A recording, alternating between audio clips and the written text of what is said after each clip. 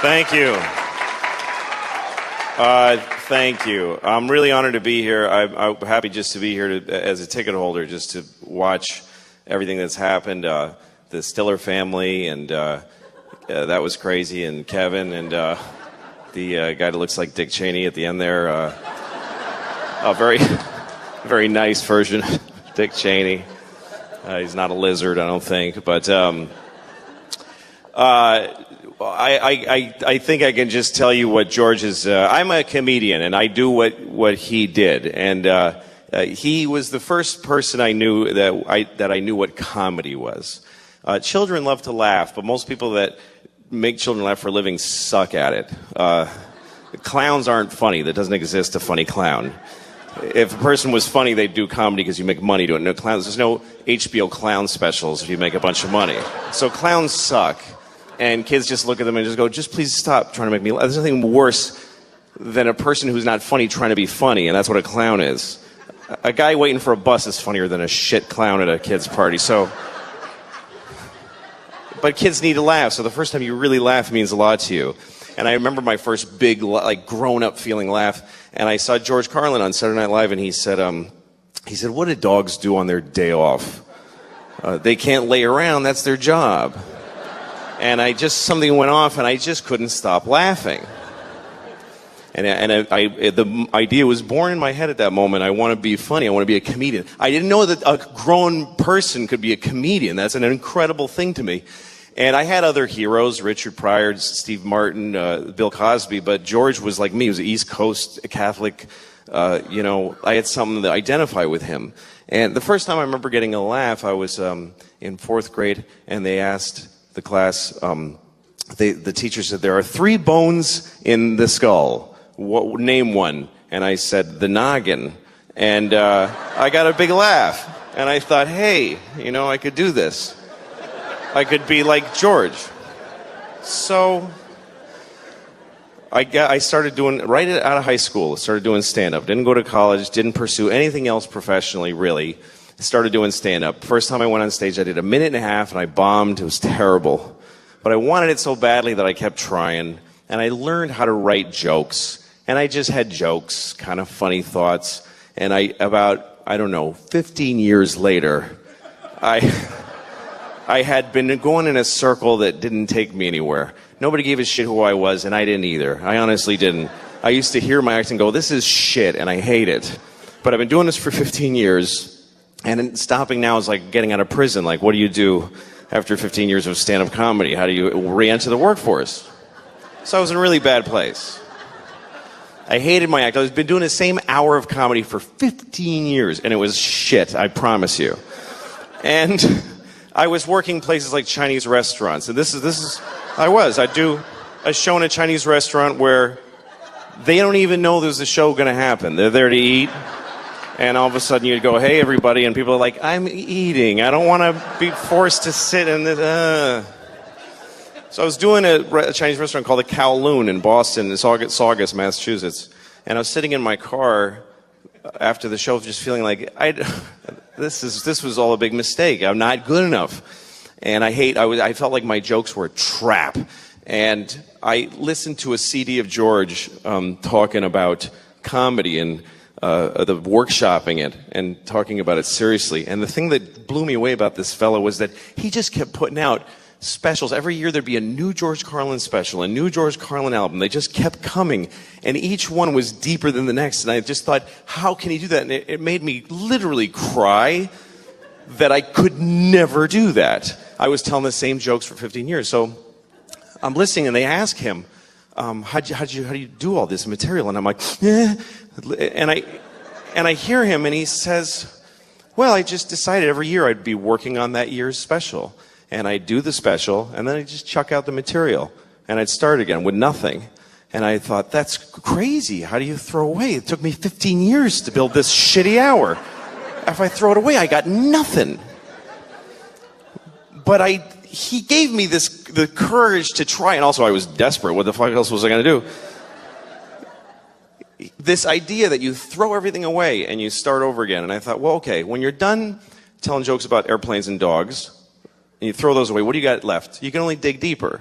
Start talking about your feelings and who you are. And then you do those jokes and they're gone. You got to dig deeper. So then you start thinking about your fears and your nightmares and doing jokes about that. And then they're gone. And then you start going into just weird shit. Yeah, eventually you get to your balls. But there's a whole... It's a process that I watched him do my whole life, and I started to try to do it. And I started to think, because he says whatever he wants. What do I really want to say that I'm afraid to say? And at the time I was a father. I am still a father. But at the time, I didn't take off yet. The jury's out. My oldest is 8. I could still split. So far, I'm still there. I was having a hard time being a father. And I wanted to say it on stage. And one night I thought, okay, forget all the old jokes. I'm going to start again. And I thought of the first thing. I said, I can't have sex with my wife, because we have a baby, and our baby's a fucking asshole. It's just what I was feeling, and I said it. And the audience went, whoa! And I thought, oh, I'm somewhere new now. And I said something like, I never used to get babies in the garbage, but now I understand it. And they did that. And I thought, I'd rather have that than the shit tepid laughter for my 15-year-old jokes. So I started going down this road. And he was always the beacon for me. Always, this guy. He always gave me the courage. He says, the line that Kevin quoted, where he said people that abortion rallies are usually anti-abortion rallies, that people you wouldn't want to fuck in the first place. He opened a special with that at Carnegie Hall. He comes out on stage, you have to watch it, and he doesn't milk the crowd for applause. They're applauding, and he goes, they're all going, George, and he goes, yeah, I got to get this out. You ever notice the people, anti-abortion rallies, are people who want to fuck in the first place? And most comedians would do a good half an hour of really sweet material and couch that joke in but he just had to get it out there. So he set that example for me, and that's the way I've done my act. And since then, I've done 3 comedy specials, and I've started down the same road. It's been a massive change for me. I feel every year I've got something to work for. I'm doing exactly what he taught me to do. And on stage, I feel a courage to say what I want to say because of this guy. And anyway, a few years ago, I was about to tape my second stand-up special, and he was taping the same night. In LA. He taped his last special on the same night that I taped one. And I remember feeling like, this is amazing that I do what this great man does, and that we do it in the same way. And he died, and he kicked me in the balls when he died. It really hurt. And then I remember that, and I don't want to be doing this, I'm sorry. But later I was at whatever, it doesn't matter, and my phone rang, and it was his daughter, it was Kelly. And I have 2 kids, and they're girls. So I thought, he's got a daughter, and his daughter's calling me. And I know what it means to have a daughter, because I have 2. And she's calling me and asking me to come and say something about what he meant to me. So that was a big moment for me. I'm very proud to do what George did. I know I was supposed to close funny, but I'm not good at doing stuff that isn't my act, so I'm sorry. But he was a great man, and anything that ever happens to me that's good is due to this guy. And I can tell you, because I do what he did, that it was really hard to say the shit that he did, and that it took a lot of courage. It was difficult. So thanks for coming and honoring him, and thanks for having me. I don't think life is that important. It's just not. It is not. People get too excited about life. Oh, life, fuck you. It's not that. Make a list of every shitty thing ever that's in life. Life is okay. I like life. I like it. I don't need it. I'd be fine without it. I like life, though. I do. You know how much I like life? I have never killed myself. That's how much I like it. That's exactly how much I like it, with a razor-thin margin. I like it precisely enough to not kill myself. It's an option, though. It's totally an option. I mean, I'm 49. I have 2 kids. I've flipped through the brochure a few times. I've thought of killing myself just to win an argument. You're not supposed to talk about suicide. Even to your shrink. You ever go to a shrink and they're like, have you had thoughts of suicide? And you're like, no, because if I say yes, you'll press a button and folks will run in and hold him down. But you should be able to talk about it. The whole world is just made of people who didn't kill themselves today. That's who's here. Is all of us that went, okay, I'll fucking keep doing it.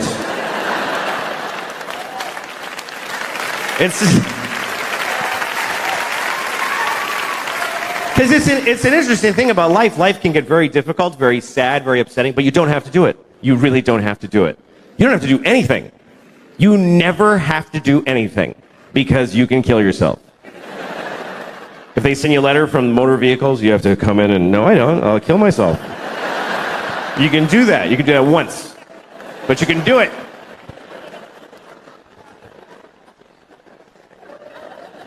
And it's interesting because even when life gets bad, people generally choose it over nothing. Even the worst versions of life. Even a shitty, shitty life is worth living, apparently. Because folks are living the fuck out of them. You ever seen somebody and you're like, he should kill himself. Why didn't he not? That dude. You ever been driving and you look at the next car and you're like, oh shit. I wish I hadn't looked in that car. That was difficult to glance at, let alone being it. Just a guy in a tan car. Nobody chooses tan. Nobody picks tan for their car. They give you tan. Is that mine? Yeah, it's yours, fucking loser. Made it tan. They shouldn't even make tan cars. It's mean to make them. You look over, you see a guy in a tan car with just dents all over it and a garbage bag for a window.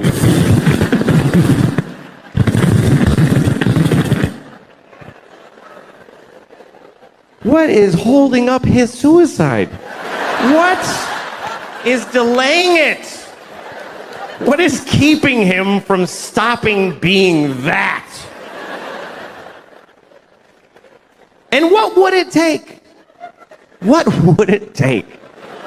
What would it take? Both windows are garbage bags? Is that...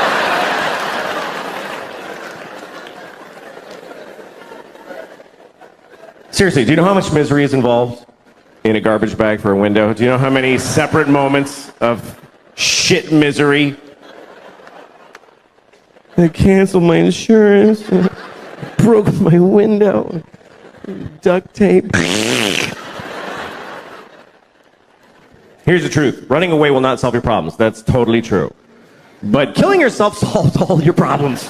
It actually does. It even solves world problems. For you. What about ISIS? Kill yourself.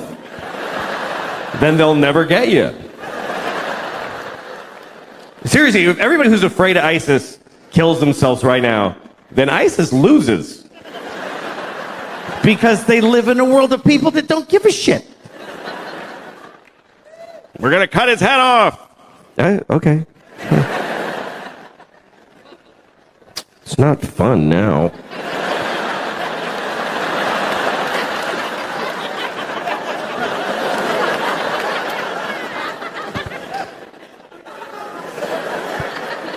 I think the worst part of being beheaded the worst thing about being beheaded is that you look really dumb right after. That's the worst part. They go like that, and you're like, just that's fucking dopey. I don't think they like beheading bald people because they can't do this thing. That's the best part. They gotta go like this. It's not as cool. So just shave the top of your head and you won't have to worry about it. It's a weird selection process that we have. It's dating, really, it's how we evolve as dating. It's how we choose each other. And dating is a real drag for a lot of people, but I always think it's a nice thing. You know, when I see a date, I'm always happy. When I see a couple on a date, because it means people are still trying, you know? You see a couple on a date, it means there's still courage out there. That takes courage to go on a date. for both sides. Two very different kinds of courage. The male courage, traditionally speaking, is that he decided to ask. He went up to a random woman who he has no idea if she's going to like him or not, and he walked up to her, terrifying. Everything in your body's telling you, just go the fuck home and jerk off, don't do this. But he walked up and said, hi, yes. And she's like, no, give me a second. And you try to get through this membrane of, and then if it works and you say, you want to go out sometime? Sometimes she'll say yes. And if she says yes, that's her courage. And the courage it takes for a woman to say yes is beyond anything I can imagine. A woman saying yes to a date with a man is literally insane and ill-advised. And the whole species' existence counts on them doing it. And I don't know how do women still go out with guys? When you consider the fact that there is no greater threat to women than men. We're the #1 threat to women. Globally and historically, we're the #1 cause of injury and mayhem to women. We're the worst thing that ever happens to them. That's true. You know what our #1 threat is? Heart disease. That's the whole thing. That's it. Just our own heart going, dude, you can't keep doing this. I told you 3 strokes ago that this is not smart. But women still think, yeah, I'll go out with you alone at night. What are you, nuts? I'll get in your car with you with my little shoulders. Hi, where are we going? To your death, statistically. How do they still do it? If you're a guy, try to imagine that you could only date a half bear, half lion. And you're like, oh, I hope this one's nice. I hope he doesn't do what he's going to do.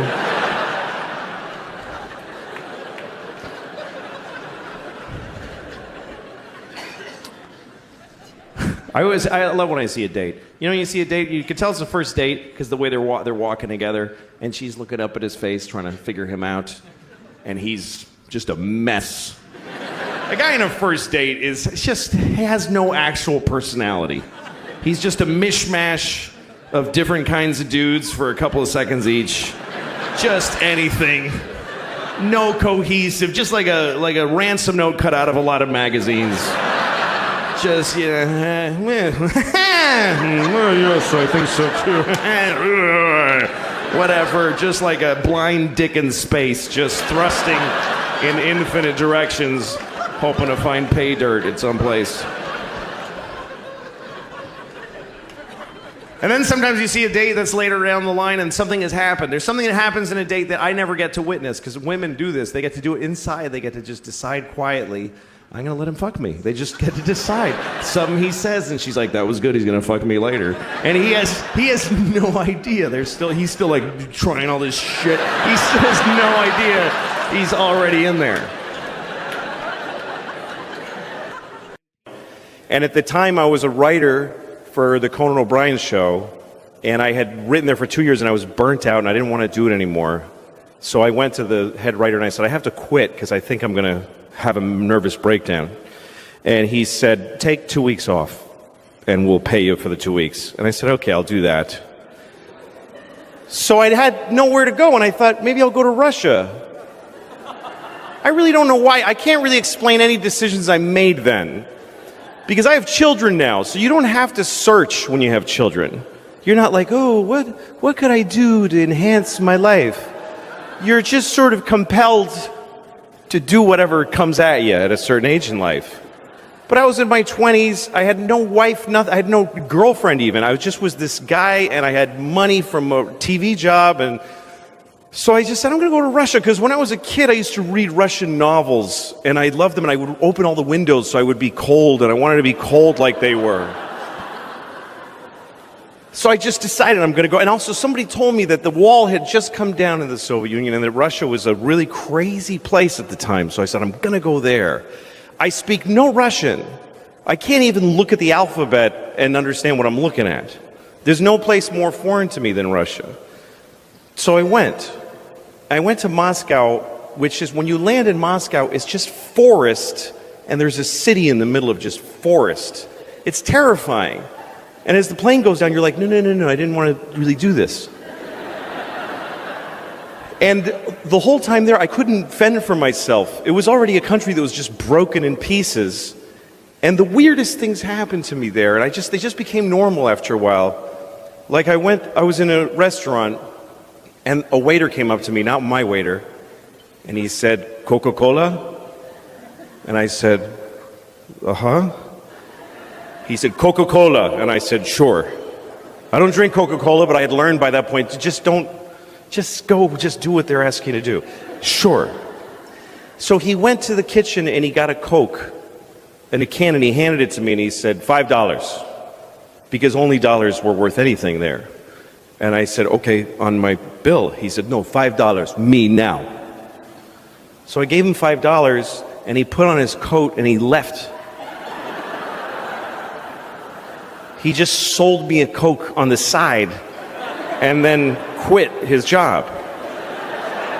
So those are the kind of confusing moments I was having there. And I couldn't talk to anybody, and I was so lonely. It's difficult. I mean, I was alone, and I just sit in the room and go, okay, that was a really fucked up day. I hated that day. And I tried to watch television, and the TV was American shows like Dynasty. And the way they translate, they didn't have, what they did was the sound is a little down, and there's just one man saying all of the dialogue over the whole show. I was there for 2 weeks, and it just was crushingly, I had made no contact with anyone. And then one day I went into the subway. Now, if you've never been to Moscow, the streets in Moscow during the Cold War, they were made wider so that they could have missiles go down the middle of the street for the parades. And if you go there, you'll find out, if you go behind the big buildings, they actually tore the buildings off of their foundations and dragged them back. And a lot of the bigger buildings in Moscow, in the back, they're being held up by like bricks. It's really unnerving how unsafe the whole city is. So the streets are very wide, and you can't cross the street on a green light. You'll never make it. So they made tunnels so you can go under, and those are connected to the subway. And the subway in Moscow, you go down in an escalator and you keep going until you think, it just keeps going. Like, this is so deep, this is really upsetting. But anyway, everyone hangs out in these tunnels. I went in the middle of December. I went to Russia in the middle of December alone. And I'm standing in the subway and I'm watching a violin player. And the one thing about Russia still today, I think, is that no one has any money. So when you see a guy playing the violin in the subway, he's like the first chair violin for like the Russian Symphony Orchestra, because that doesn't pay shit, and at least he can get a few kopecks in the subway. So I'm watching him, and these other people are sitting on the floor, and we're crying. Everybody's crying. Everybody. It's just normal. People are just watching, just wiping away tears. And there's a young fella sitting here, and he looked my age. I was 25 at the time. He looked about 25, and he was tattered and just watching this violin player. And then this group of kids walked by, about 8 children, ranging from 5 to 10 years old, and their faces were dirty, like in Oliver Twist, like they were in a play, like they had rubbed dirt on their face. And they're all wearing men's coats that they're wearing as from the neck down to the floor. And none of them have sleeves, their hands in their sleeves. Their sleeves are just flopping. They were like street urchin kids. And the coats, it just looked like these men's coats. And you kind of knew all the men who owned those coats are dead. And at least one of these kids killed those guys. Like, I swear I looked at an 8-year-old's face and thought, he has murdered. And that's what they looked like, just tough little kids. And I'd seen them before in Moscow. They work in groups. The guy sitting below me that I identified with called out to the head kid in the front. I don't speak Russian, so I just knew he was going, he's appealing to him. He needed something. And the kid with his hands in his sleeve looked at him suspiciously and said, "What this?" Like, "What the fuck? Why? What do you want from me?" And the guy went, explaining himself, and he showed that his shoe had come apart. And he showed that his shoe was like a flap, and he showed the kid, and he showed him his shoe. And the kid shrugged and said, like, okay. And the kid's hand appeared from out of the sleeve, and there was a tube of shoe glue in his hand. He didn't rummage for it, it was already there. And he handed it to the guy, and the guy fixed his shoe with the glue, gave it back and just did. And then the kid from the other, he took his other hand had a paper bag, and he put the glue in, and he huffed it, and his eyes rolled back, and he got high. And then the group kept going, and I couldn't believe what I just saw. That the misery in this country at that time was so calculable and so predictable that this guy thought, my shoe's broken. Oh, there's a child. He's sure to have some glue in his hand because the state of our nation is so wretched. And I looked, and he looked at me, and I was startled, and then he laughed, and I laughed. And he's the only person I had any contact with in the whole of the Soviet Union. And I realized this is why I came here, to find out how bad life gets, and that when it's this bad, it's still fucking funny. That's all I got. Thank you. Talked about the tie, Louis. You're breaking my heart.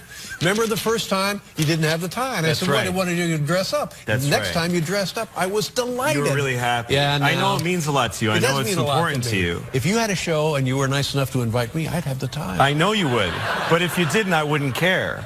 It wouldn't hurt my feelings, but I understand how you feel about it. Listen, I got the jacket though. I think a jacket and a t-shirt is a decent mid-ground. I know. I felt like a jerk with a tie. It's not me. Really? I feel like a defendant. Well, no, the ties.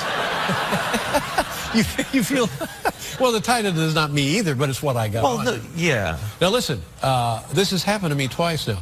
I went to see the movie Blue Jasmine, and I'm enjoying the film, and Kate Blanchett, yeah, she's good. God, was lovely. Very good at acting. And I'm really enjoying the film, and then I see Andrew Dice Clay, and I say to myself, honest to God, Andrew Dice Clay. Yeah, wow. Yeah, and then I see you in the movie, and I think, who knew these guys were so good? Andrew Dice Clay as a serious actor, and you as a serious actor. Oh, thank you. In a Woody Allen film. All right. And then you came on the show. That's right. And we talked about it, and you had your tie on, and everything was fine. And now I go to see American Hustle. Yeah. Nobody tells me you're an American Hustle. No, it's a secret. So the movie is going along and along and along, and I'm enjoying it. And Jennifer Lawrence and the big stars who are in the thing. And then there's Louis C.K. again. And in the movie, you're wearing a tie. That's right. I'm wearing a tie in the movie. Now, Louis, I'm wearing a big fat 70s tie. Like how does this happen? How do you get to be in big movies? Well, it's like I don't know. They asked me to do it. I don't audition or anything. I don't like to do movies. Yeah. And, what do you mean you don't like to do it? Well, I don't like auditioning. I don't like trying to get that kind of work. Right. And I used to audition, and I never got any parts. And then the first movie I got, well, somebody offered me a movie part. They asked me to audition, and I said, okay, and I didn't show up because I hate doing it. So then they're insulted. Good move. Yeah, right? Yeah. Just don't show up. Don't show up. And they go, well, we made another appointment for you, and I didn't show up to that either. And then they sent me the script and said, put yourself on film in your house and send it to us. And I said, yes, and I didn't do it. Didn't do that. And then they called me and said, you got the part. So. That's crazy. What was the film? It was called Welcome Home, Roscoe Jenkins. It starred Martin Lawrence, and I had a huge part that is gone because I was so bad. I was terrible. I couldn't remember my lines. I couldn't talk. But in the two movies that I've seen you in, you're great. So what happened since then that made you so comfortable I don't know as what an happened. actor? I don't know. I don't know why I was so bad in that movie. The director at one point, he said, his name was, it was Spike Lee's cousin, Malcolm. He said to me, the things you say are very important because if you don't say them right, nobody understands what's happening in the movie. Like, he had to say that to me. Yeah. And I was like, oh, yeah, but I still couldn't do it.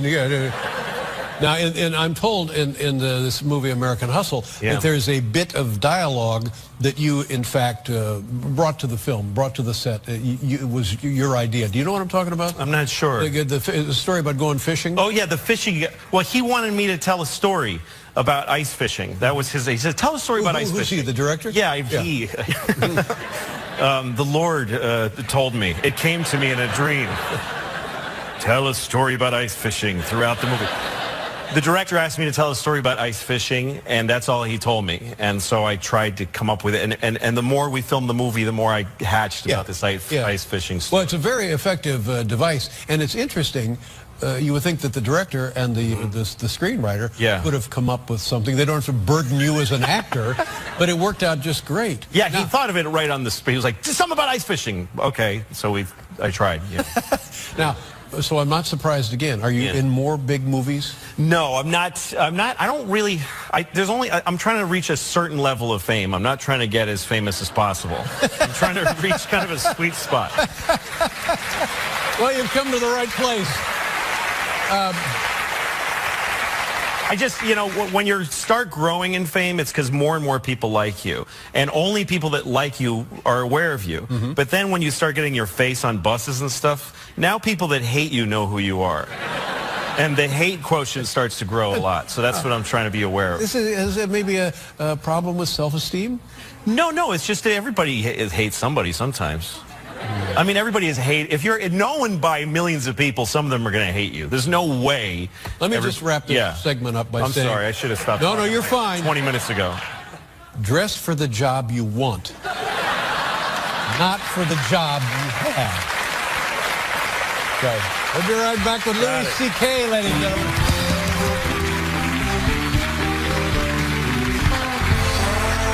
You filmed...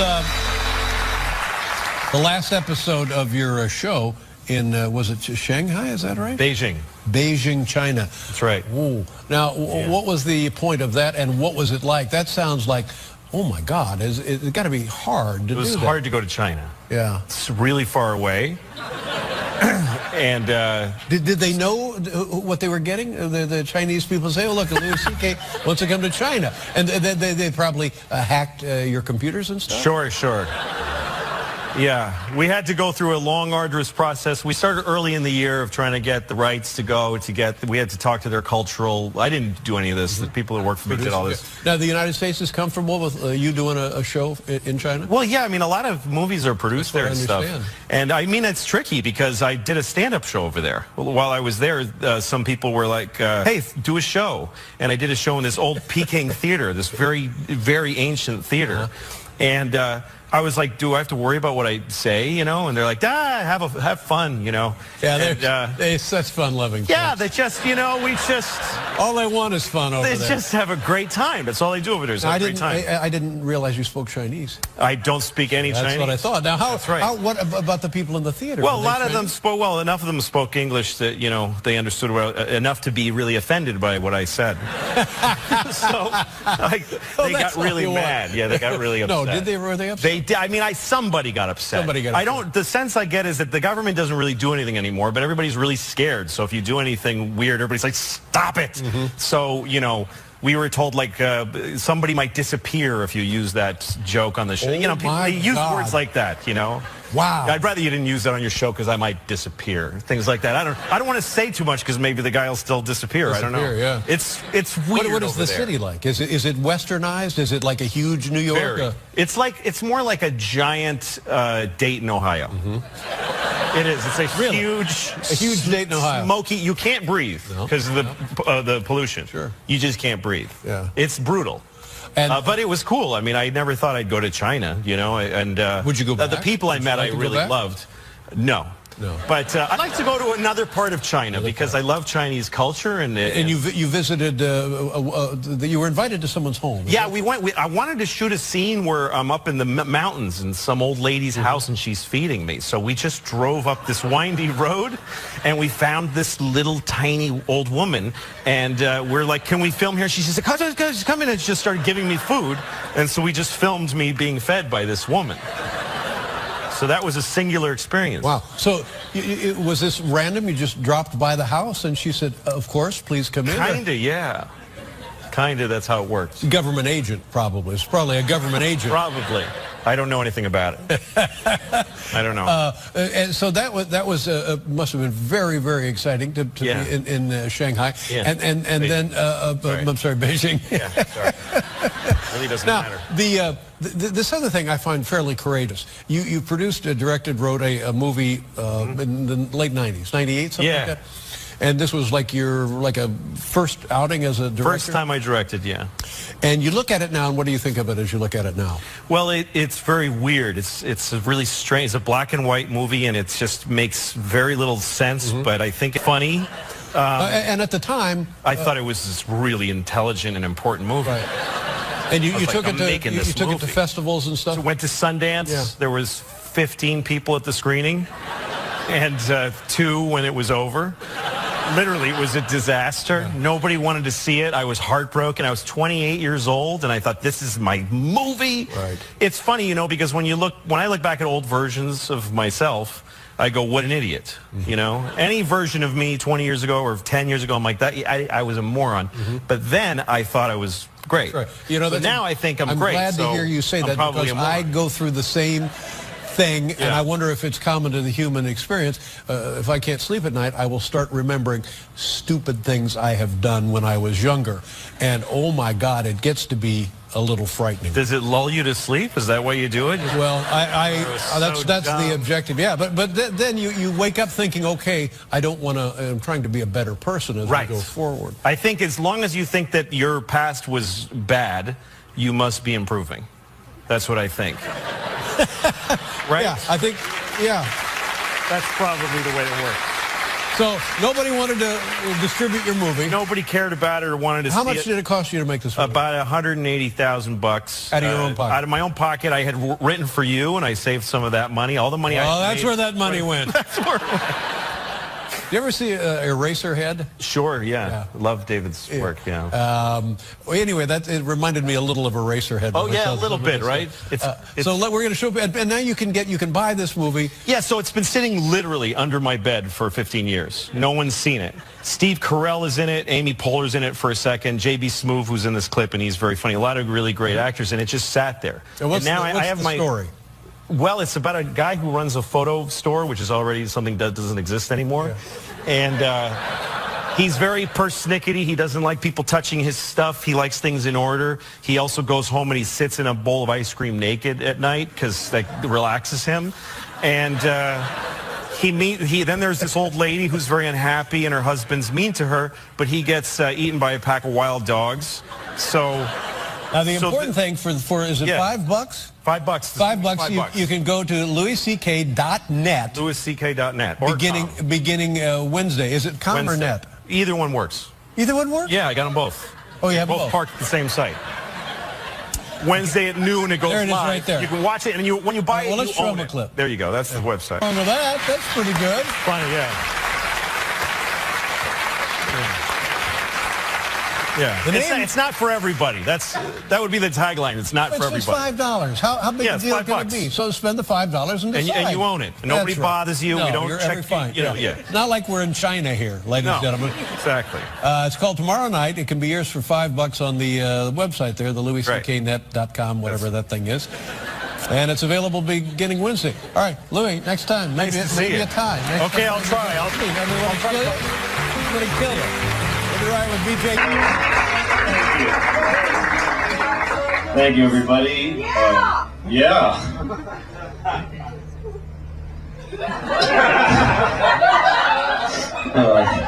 Thank you for applauding. Seriously, because I did a show where they don't applaud when you go on stage. It's called Mo Betta Mondays. That's the name of the show at the Improv, Mo Betta Mondays. It's an all-black audience. And I had done a show called Chocolate Sundays at the Laugh Factory, which is an all-black audience. And they invited me because they thought I was black because of my name, because I directed Pootie Tang, so people sometimes think I'm black. And so they invited me to the show. So I get there, and they go, "Oh, hi." And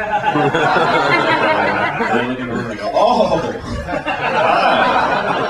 And then we kind of stand there trying to decide, and I go, "Fuck it, hi." And they go, "Yeah, hi." All right.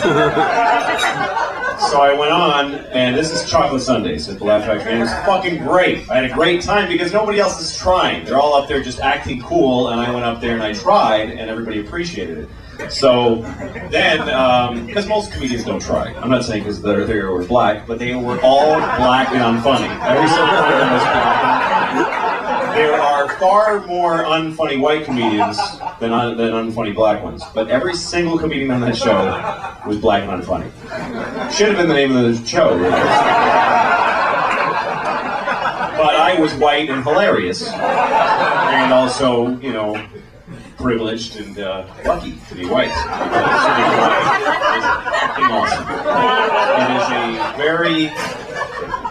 everybody who's white should just wake up and go, I'm fucking white, this is great, how easy is this shit? I don't have to fucking explain myself ever. I look people in the eye with confidence, nobody fucks with me, the police protect me.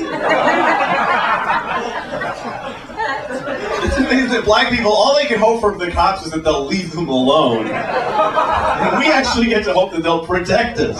It's fucking a chasm of difference. And I'm on the greatest side of that chasm. I am on the fucking sweet side of that chasm. Just a fact, it's not a nice thing, but it happens to benefit me greatly. But anyway, I'm not gonna lie about it. Oh, it sucks being white.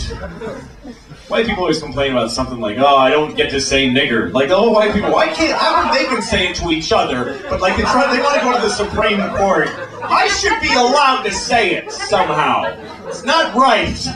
Just don't, why do you want to say it so bad? Say it. Fuck. Anyway. So, Chocolate Sunday, I didn't certainly do any of that material there. The Chocolate Sunday is pretty great. I just talked about my kid and cars. And then I went to do Mo Better Mondays, and I thought, I got invited to do Mo Better Mondays, and that's where I became racist. I became prejudiced, because I said, hey, they'll love me there. Because I just thought, there's black people in that building, so the black people in that building will be the exact carbon copies. There's no way they won't laugh, because they laughed the first time. So I went, people were saying, Mo Better Mondays is not nice. And I'm like, fuck you, you're just white, and I'm better. So, yeah, I'm white too, but I've been there and I got laughs. And white people that make black people laugh are very proud of themselves. So I went to Mo Better Mondays, and it's not at all even close to the same people. They're fucking suburban people in Chocolate Sundays. Mo Better Mondays, they have the machine, and they're selling cologne in the bathroom, and people are fucking hard, and they do not clap when they bring people on stage. People go on, they go, all right, how about a hand for Joe, whatever, and then he just walks up to silence. I mean, I've never even seen that on any show in my life. There isn't just the benefit of the doubt applause. They just, here, let's bring him up, and he just walks up, and the people go, yeah, okay, go.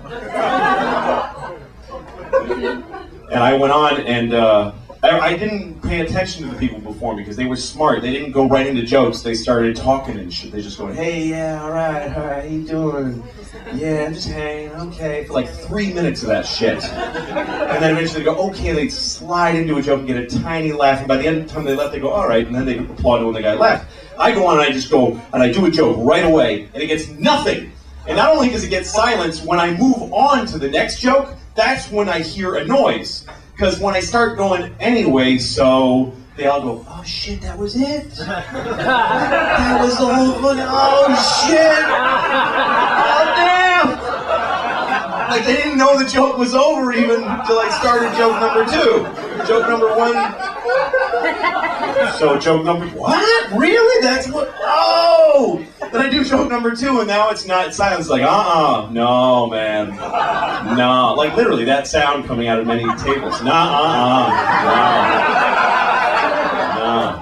And then I try the thing that never fails when you're bombing. I go, oh, fuck you people, I'm staying up here. That always works when you're bombing. You go, you know what, fuck you, I'm doing my time. And somebody always goes, all right, yeah, I get respect to the balls.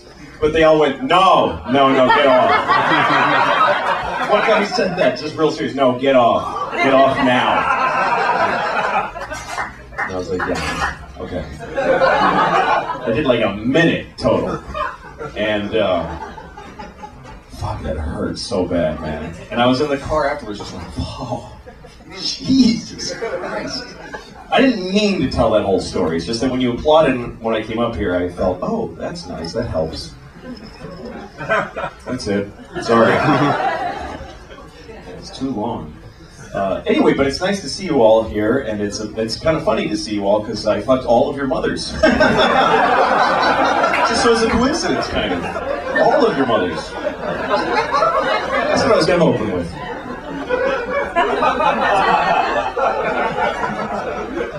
I was just in Ireland, and they have these posters. In Ireland, there's an election going on, and all over Europe right now, actually, for the whatever. I don't fucking care. It's not here, so it fucking don't matter at all. So, but I'm in Ireland, and there's an election, and there's a guy whose poster says "Stop the pedophiles." That's his slogan. Stop the pedophiles. And here's the thing, even if you're against the pedophiles, I wouldn't want my face with pedophiles all over the nation that I live in, you know? And I told that to an Irishman, and he said, you know, actually, we say pedophiles. I'm like, hey, I've been fucking kids for 10 years. Don't tell me how to say pedophiles. I think I would know.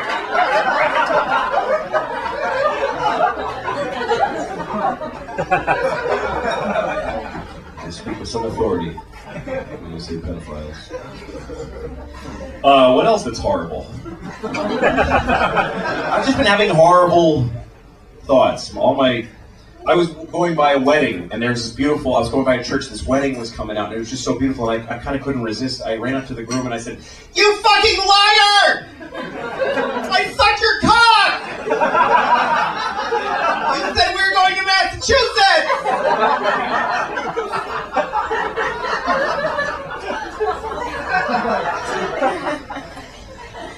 Stereotypical gay guy. Here's the thing, right? It's not cool, right, to make fun of stereotypical gay people, but there are some gay guys who talk like that. There are gay guys who wear shorts that are really tight, and then those sleeve shirts can go, "You're an asshole!" And those guys are silly. And they should be laughed at.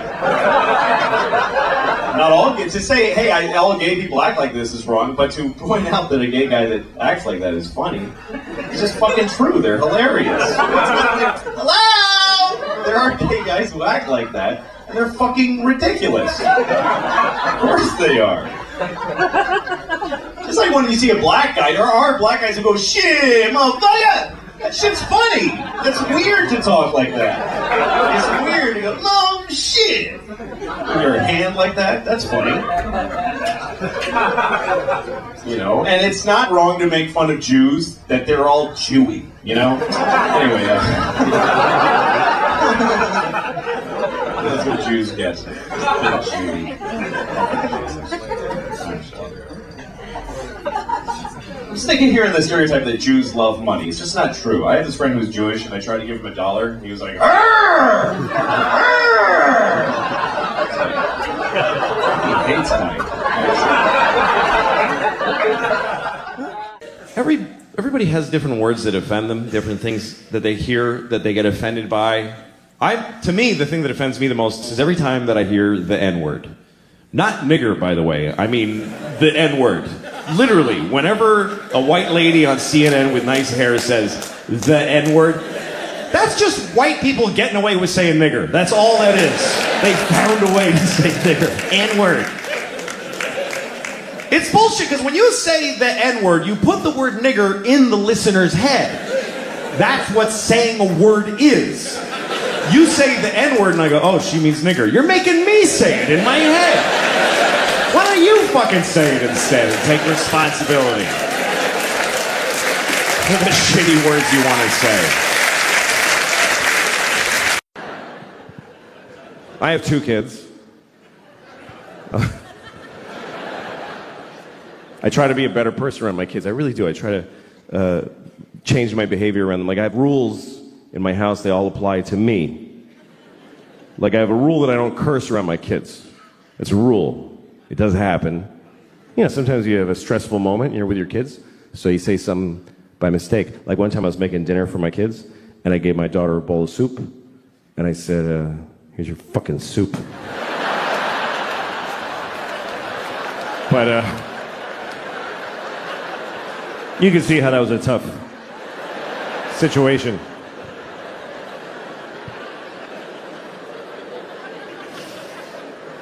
You're supposed to teach your kids right from wrong. I don't know, it's confusing, you know? Some people raise their kids religiously, and that kind of covers it. They kind of go, all this, do that. I'm not raising my kids religiously because I don't feel like it. Let's get up on a Sunday. Fuck that. Fuck that. Let your souls rot, kids. I don't care. I'm not getting... Daddy, who...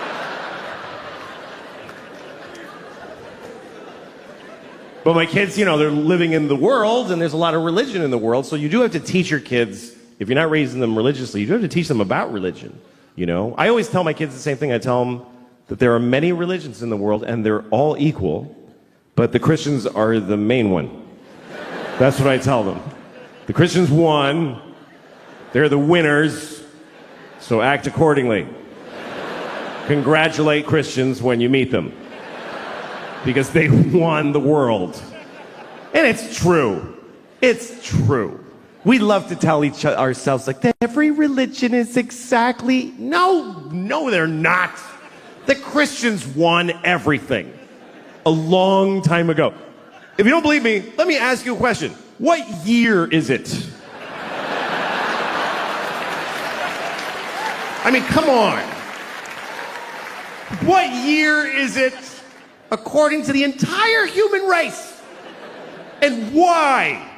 What year is it? Anybody, sir, just yell out the year. Thank you. 2016. No, it's 20. That's right.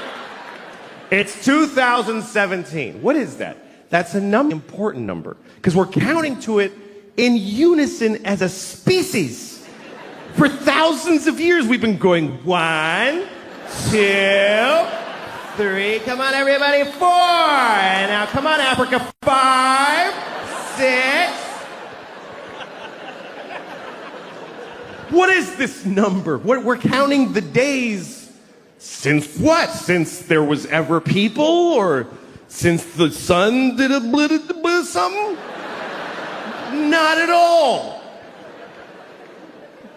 It's been 2017 years since what? Anybody, yell it out. Yes, Christ! Christ! That's right. It's been 2017 years since Christ Jesus. We are counting the days since Jesus together. Which makes sense if you're Christian, but what the fuck are the rest of us doing? Jesus was here. Everybody, scientists, historians, Jesus. Jesus. Jesus plus 2. Jesus plus 3. Jesus plus 4. Jesus plus 2017 years, 4 months, and 3 days is when your license expires.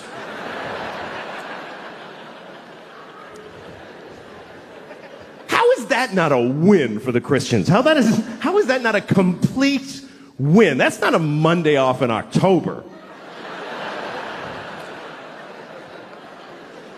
That's there was no time before Jesus.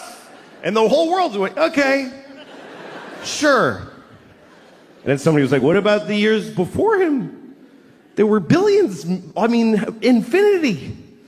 Those go backwards. You want us to measure most of history backwards? To accommodate one religion? Uh-huh. All right, we'll do it. It's fine. We'll do it. Watch New Year's Eve around the world. They always show you like how every country celebrates. It's kind of cool. The first is one little island. It's the first place that's actually the place that it's the year. It's a little island in the Pacific. I forget what it's called, but the people, they do a little ceremony for New Year's Eve every year, and they just wear grass because they don't even have sticks yet. They're in the grass age. They have no clocks, but they do a dance. 2017. And it goes around the world. Oh, it's a 2017.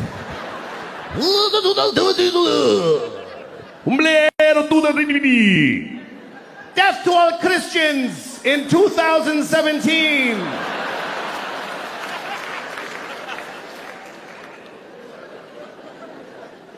The Jews are quietly keeping track. It's really 5,766, but that's for us. We're just, that's okay. We're just keeping track for when you snap out of it. It's all right. I'll write yours on my check. I don't want a problem.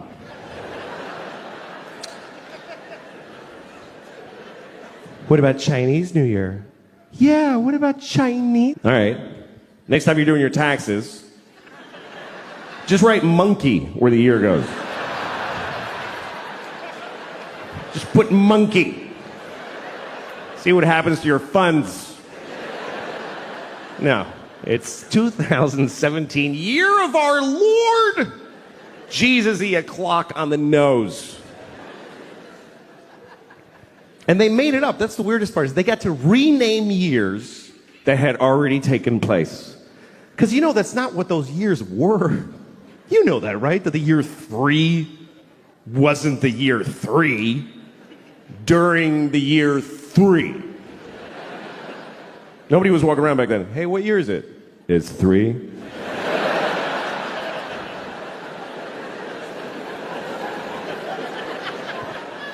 Yeah, but I'm 28. How can I be 28? There's only been 3. Well, see, you were born in BC 24, and there's a 0. Remember it went backwards? Oh, shit, that was stressful. I hated those years. What was that like? What year is it? 10. Gonna happen!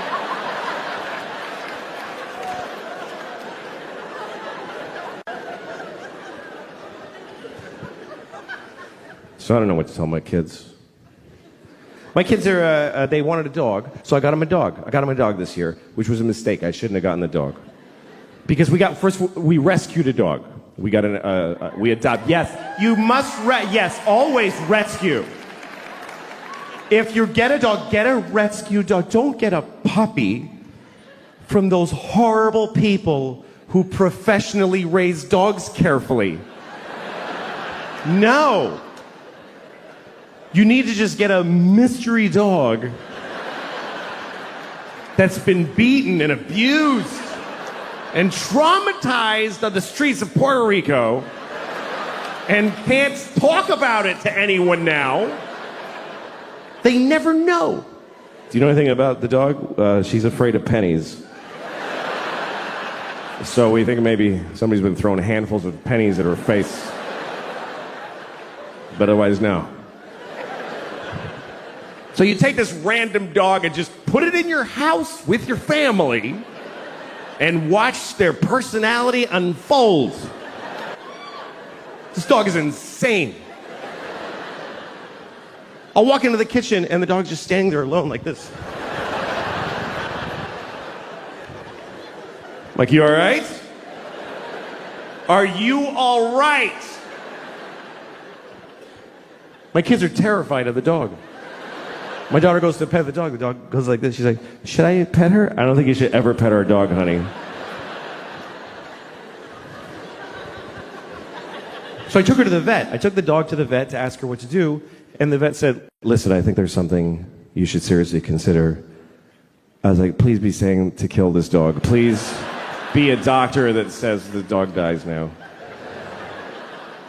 But she didn't. She said, I think you should consider Prozac for the dog. I was like, really? She said, yeah, it works. Calms the dog right down. But it's a big decision, and you should think about it. I said, put 4 in her asshole right now. What do I have to think about? I don't give a shit what she's experiencing. Fucking fix it. Give her heroin. Shoot her up.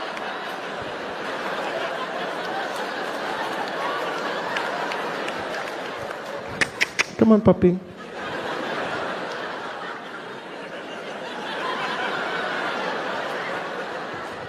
Wow, your dog is really chill. Yeah. It only costs $400 a day to keep her like that.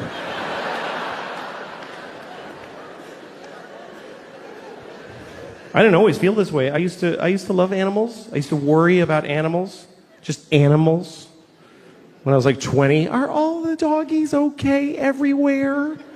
I certainly hope so. But I'm 49 and I got 2 kids now. You know what happens? Your circle of concern tightens. I have 4 nephews. I don't love any of them. Fuck a dog. You know those ads, like the PSA on television about abused animals? They show you a dog with like an empty socket and he's like, ooh. They're always wet. I feel like they hose them down before they film them. Ooh, and the voice comes on, look at these dogs. Please send us money so that this can stop. Are you beating up the dogs? How's my money fixing that? You ever seen that PSA where they show you a really sad man? He's very upset, very sad man. He's holding a little sign, and it says, yeah, sure. And he says, this is the text that killed my daughter. Because somebody texted, yeah, sure, and ran over his kid, which is awful. Although maybe they were responding to a text that said, can you please kill that kid? And so they just wrote back and did it. That's not usually my problem. These days my problem is very simple. It's trying to find a place in my house where I can masturbate without somebody bothering me. And that's really difficult. There's nowhere to go anymore. She's got her mother staying with us too in the guest room, and I'm on the streets now. I got nowhere to go. Like now I know when I see a guy in the West Side Highway jerking off in plain daylight, that's not a homeless guy, that's a married man right there. He's got nowhere to go. Fuck it. Fuck you. Go ahead and look, man. I got nothing. What else am I going to do? It's not fair, man. I'm 37 and I own my home. I should be able to just stand in the living room. How you doing, honey? Good morning. But I can't. I got to hide. I'm down in the cellar by the boiler like a troll down there. Just fucking miserable as shit. That's what it's like. Masturbation doesn't bring much joy to guys. Women seem to like masturbating. They put flower petals on the pillow. They're like, oh, me, or whatever, you know.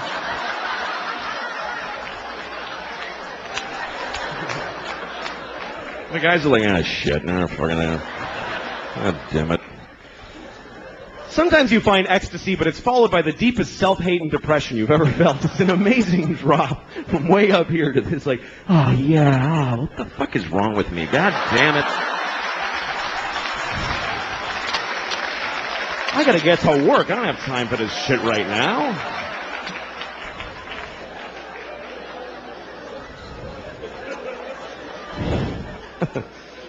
But then you get married, now you gotta hide. And you have to. You have to hide. Because when your wife catches you masturbating, that's sad for the whole family. That's not a good moment in a marriage. She comes in the cellar. Oh my God.